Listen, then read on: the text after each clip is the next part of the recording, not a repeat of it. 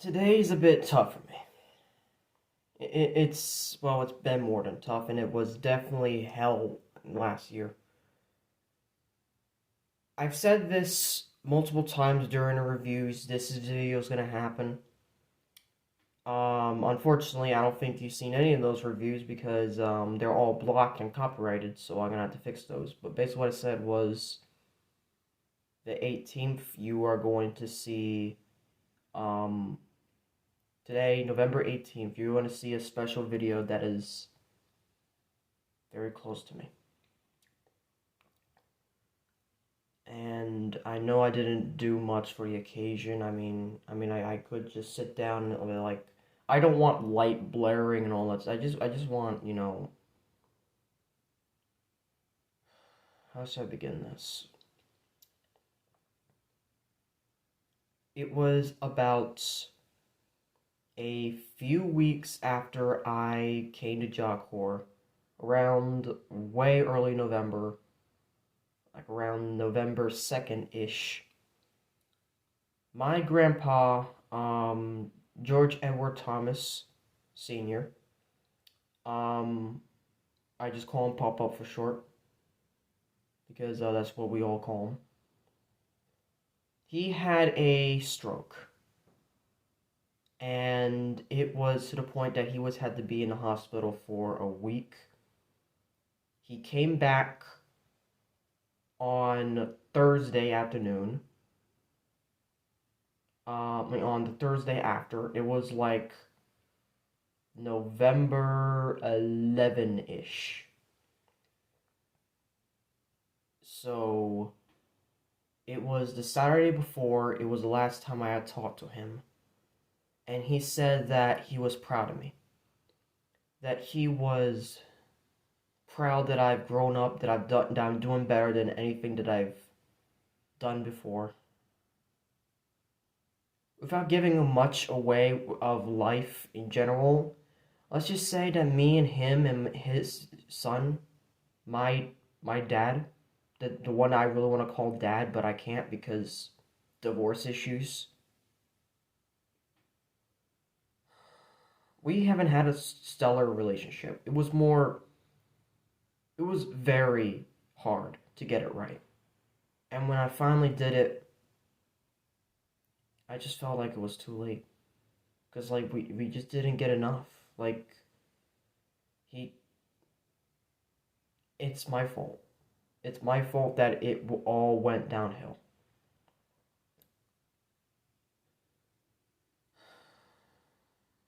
This is a testament of that because Sunday afternoon ish, I'd say around 2 p.m., he got admitted into the hospital again. And breathing problems were terrible. This was literally a day after I talked to him. And they were having so much fun. They were spending, mom and dad and all of them were there. I talked to all of them, but I talked to Pop Up especially, and he told me he was proud. And on um, on the Tuesday morning, Tuesday afternoon after work, or I actually don't think Dad worked that day, but he came and he came over to the hospital. It was just him, and the horrifying part was that he could barely hear Pop Up. It was to the point he had to lean his head on his chest in order to hear what he said. And he basically gave away what he wanted when it was time, that he didn't want to be buried, he wanted to be cremated. He wanted, more absolution than anything. He wanted his family safe. He knew it was tough for him, and he knew that he wanted to uphold. And it was hard. It was hard to hear that, especially since I didn't hear about it until Thursday afternoon. Today. 1 year ago. I set, for context of this, I set my alarm for 5:27 in the morning instead of my usual 5 o'clock. 5:27 is the moment he truly passed. They told me 5:27 in the morning. Now I know I'm in a different state, so yes, it technically should have been 4:27 here, but it's technical, okay? But it just hurt me that he was gone, and that I barely got to fix. I fixed with Dad, but I didn't get to fix with him in time, and I just feel so bad about it. And then so I was getting ready for school on the 18th. This was last year. This was the year that I came to Job Corps. This was the year where I thought, hey, I'm gonna stick home here for the holidays. This ruined that for me. And quite frankly, I'm a bit glad. So I was in class. It was around 7:30ish. No, it was 7:15. I was waiting outside the door. I decided to text Mom because I've been always texting Mom these past couple days. Texting Mom and Dad these couple days. Hey, can I talk to Dad? Or hey, can I talk about what's going on with Pop? That day, she gave me an ominous, and I should have seen it coming. Go to Mr. McHenry. It was cold. I had to walk all the way over there. And it's cold it is right now, in truth. It's like freezing. I had to wait out here for a whole package, but that's not the point. The point is, I had to walk all the way over to the CPP building. That is like a 10-minute or so walk. It was around 7:25-ish. I walk in, I see Mr. McHenry, but he's not smiling. I knew something was up. And then he told me, call your mom.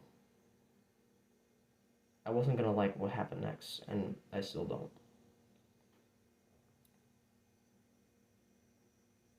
And it turns out he's gone. Turns out that was something big I just never thought would happen. I've always thought that Mum, with all her health problems all throughout 2021, honestly, I'm sorry, but I thought she'd be the first. But no, it was Papa. The one that I barely fixed my relationship with in time. I mean, sure, he did say he was proud of me, but I don't feel complete that I didn't get to, I mean, I just don't feel like it's truly solved, and now it never will be. And that's the first time in years that I cried. I have not cried in years, and that hurt because I haven't cried since like what I don't know, like maybe a few years before this. Not once. It might seem that I'm unemotional, and I just tried. But this hurt me because it was just something I just didn't see coming, and I should have. I should have seen the signs in the morning, but I didn't. I walked in there all happy and only to find my day entirely shattered.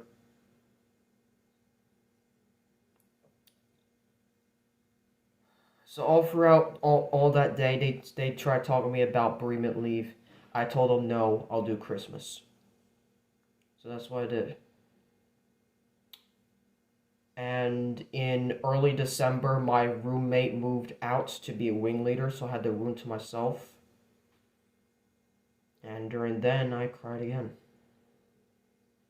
I finally had alone time. I felt, even with my roommate, I just didn't feel like I had the support. I just didn't. Talked to Mom every day. I had the Rise Unicron server and the streams and whatnot. It just wasn't enough.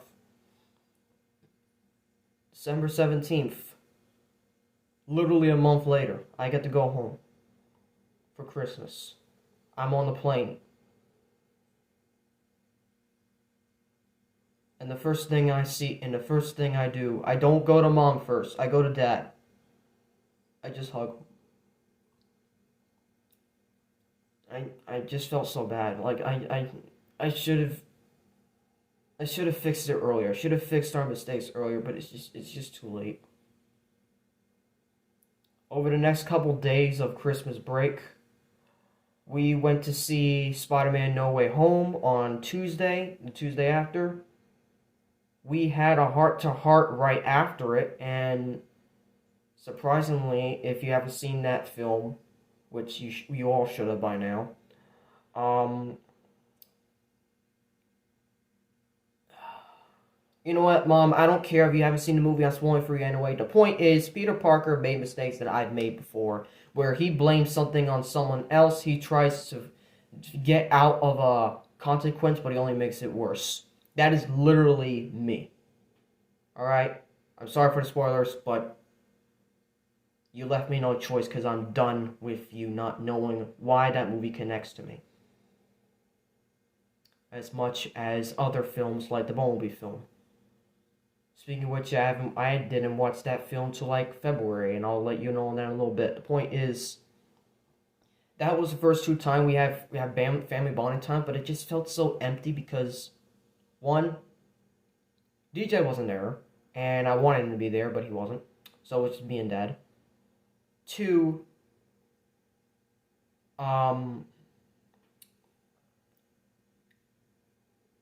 me and Dad were it was the thing is with us it was a bit strange, you know, it was kind of crazy.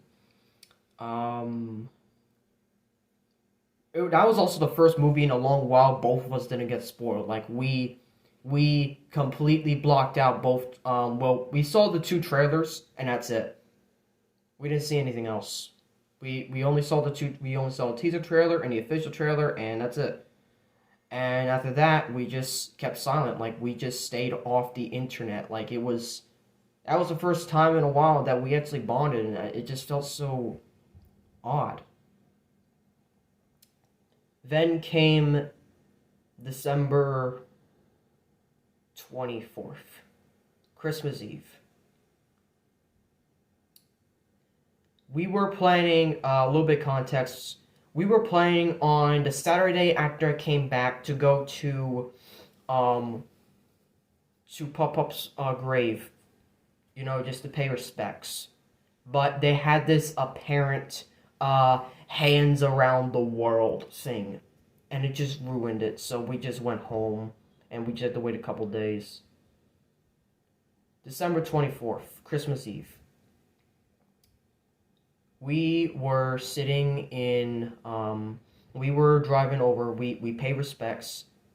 I felt awkward because I just felt out of place there, and I didn't know exactly what to say.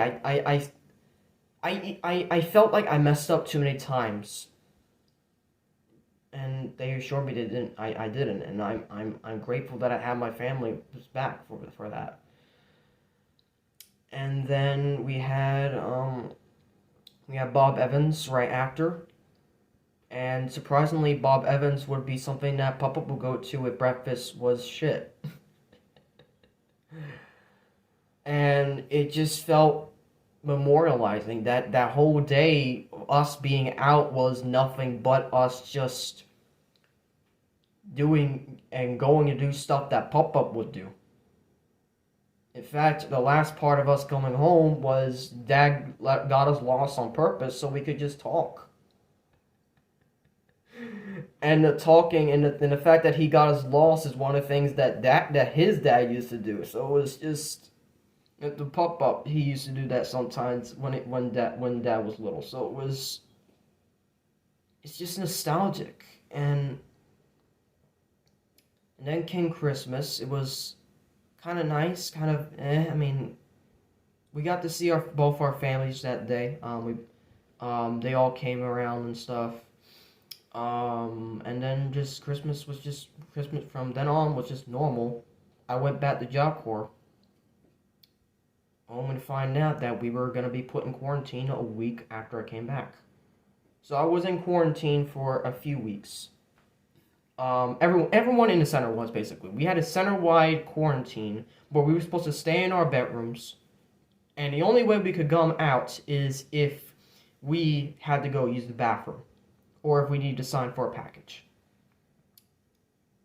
So all that happened, and it wasn't really great. You know, it was just kind of boring. So I was just reading stuff on DeviantArt one day. I'm just trying to mourn because, like, I'm alone in my room. I'm not with anyone. Like, I'm truly alone. I barely got any contact with people, and which is good. I'm doing my work, and I just feel so bored during classes, and I just like, what the hell is my life coming to? I'm almost 19. I was almost 19 at that point, and I was like, you know what? I gotta do something, or my life here's gonna go to shit. And that's when I met Holly and Magenta.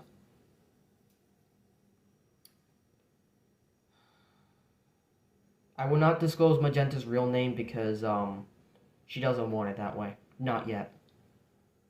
Not yet. She has confirmed when I can start saying it, but I'm still gonna call her Magenta because she prefers it that way. But I'll disclose that name when she allows it.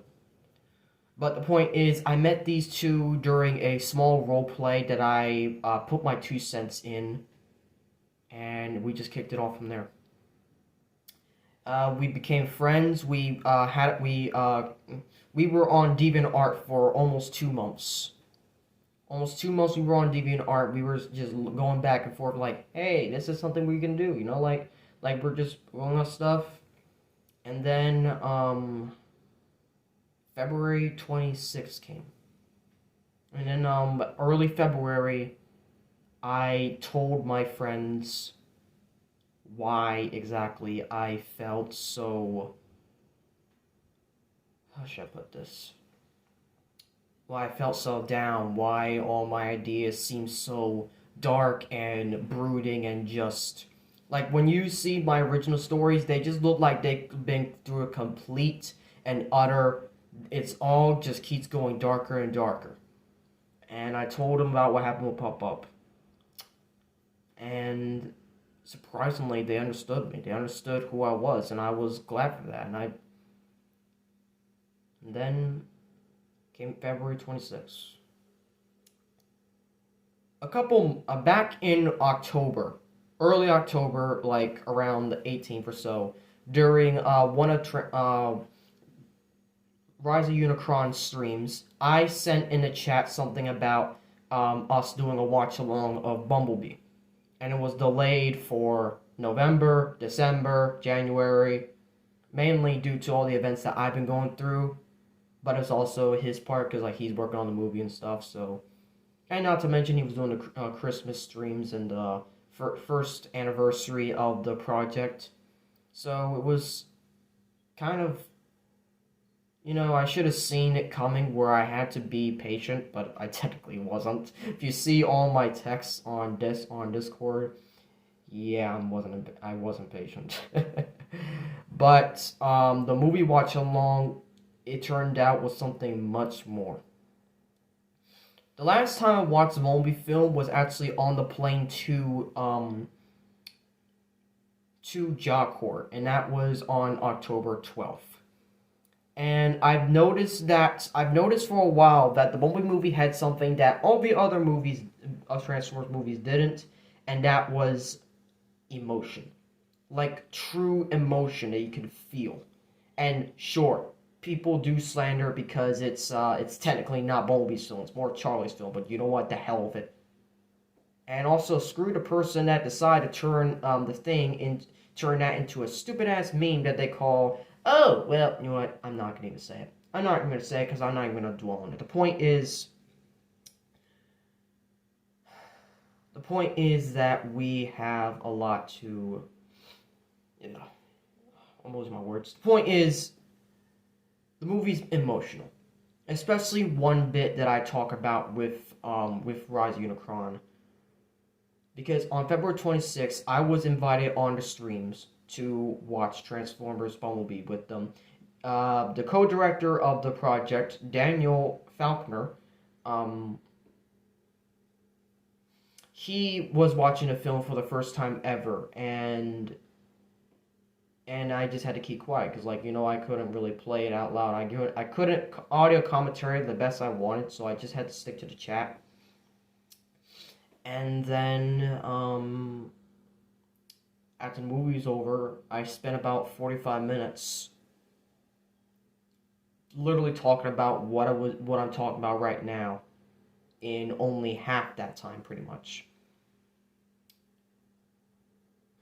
I just felt so free because I finally have it out to the world. I mean, sure. There's about I don't know, about maybe almost 900 views on that thing. Like, not much people seen that stream, and they really need to. I mean, it's good fun, you know. Like, we're sharing out stories and whatnot. It's like it's back when we first started, and it was so. It's so weird considering the fact that we were dealing with things like we were trying to deal with how we're doing it, and not to mention that about a week before the watch, about a week or two before the watch along, I had to move rooms twice. One to a different room inside the same dorm, which I kind of regret not taking a picture of how clean my room looked before everything went to disaster. And then one move all the way to the 300 dorms, which is like, I'm not going to try to point it out because like I'm in a different dorm now, so there's that. The point is, it's surprising to see that the impact of the loss of Pop-Up actually helped me progress in my life, in truth. Like, I don't want to go to the point that I'm saying if it wasn't for him saying, I don't want to, sugarcoat this. I don't want to say something that would basically piss off my family. I just want to say, just thank you in general, Pop-Up. Whenever someone would ask me who is your hero when it comes to whoever you idolize, and you want to say, I'm gonna say two people. I'm gonna say Dad, because he basically trained me for the real world, mostly, and Pop-Up, because he gave me the hardest lesson I can ever learn, and I'm still trying to learn it. Move on from something that has shattered your life. And I just feel so grateful that he was part of my life at all. I feel so grateful that at the end of it all, it was just peaceful. And I just feel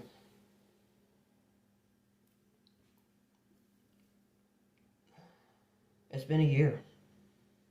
It has been a year since he passed, and I'm not sure if I feel better or feel worse. I mean, all this other shit is happening, but I'm not going to go over that because this is just about Pop-Up. This ain't about what happens in March or April or all of this all the way to now. This is just talking about the first 4 months without him. And those are the 4 months that hit the hardest because it felt like I needed to get it out. And I did. And even though the video is copyrighted, I am going to give you a spoiler alert. I did break down fully. Because I finally had it. Like, I actually had a mental breakdown the other night. I was watching 13 Hours. I finished it. I cried a little during the ending. If you especially know what that part is. And then, while listening to one of the most emotional tracks of the film, I just cried. I just let it out. And I just felt absolved. And now here I am, sitting here just looking at the camera and just talking. As the minutes tick by, and it's been a year. I love you, Pop-Up. Rest in peace. I hope my family sees this. And I hope my viewers see it as well. But especially you, Dad. Especially you, Mom. Aunt Amy. All three of you. DJ, everyone. I hope you all see it.